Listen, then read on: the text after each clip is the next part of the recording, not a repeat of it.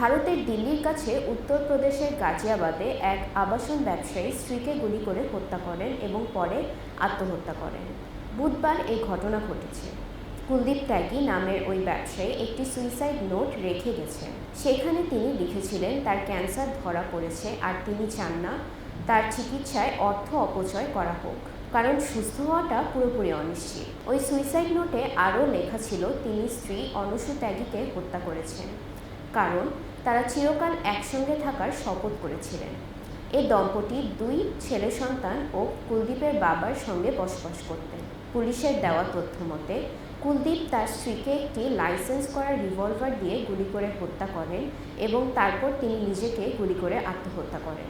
গতকাল স্থানীয় সময় বেলা 11টার দিকে রাজনগর এক্সটেনশনের রাধাকুঞ্জ সোসাইটিতে এই ঘটনা ঘটেছে। ঘটনার সময় তাদের 2 ছেলে বাড়িতে ছিলেন। গুলির শব্দ শোনার পর তারা দৌড়ে তাদের মা বাবার কক্ষে যান। কুলদীপের মরদেহ মেঝেতে পাওয়া যায় এবং অনুসুর মরদেহ বিছানায় ছিল। দুজনকে দ্রুত নিকটবর্তী হাসপাতালে নিয়ে গেলে চিকিৎসকেরা তাদের মৃত ঘোষণা করেন। ওই কক্ষে একটি সুইসাইড নোট পাওয়া যায়।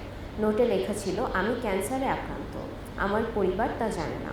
আমি চাই না চিকিৎসায় অর্থ অপচয় হোক, কারণ বেঁচে থাকার সম্ভাবনা অনিশ্চিত। আমি আমার স্ত্রীকে নিয়ে যাচ্ছি কারণ আমরা চিরকাল একসঙ্গে থাকার শপথ নিয়েছিলাম। এটি আমার সিদ্ধান্ত, কেউ, বিশেষ করে আমার সন্তানেরা দায়ী নয়।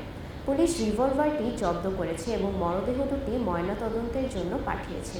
জ্যেষ্ঠ পুলিশ কর্মকর্তা পুনম মিশ্র বলেন, কুলদীপ ত্যাগী তার স্ত্রীর এবং তারপর নিজের ওপর লাইসেন্স করা রিভলভার দিয়ে গুলি চালিয়েছেন।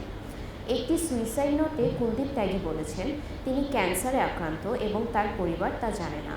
তিনি চান না তার চিকিৎসায় অর্থ খরচ করা হোক, তাই তিনি সিদ্ধান্ত নিয়েছেন তিনি স্ত্রী ও নিজেকে হত্যা করবেন।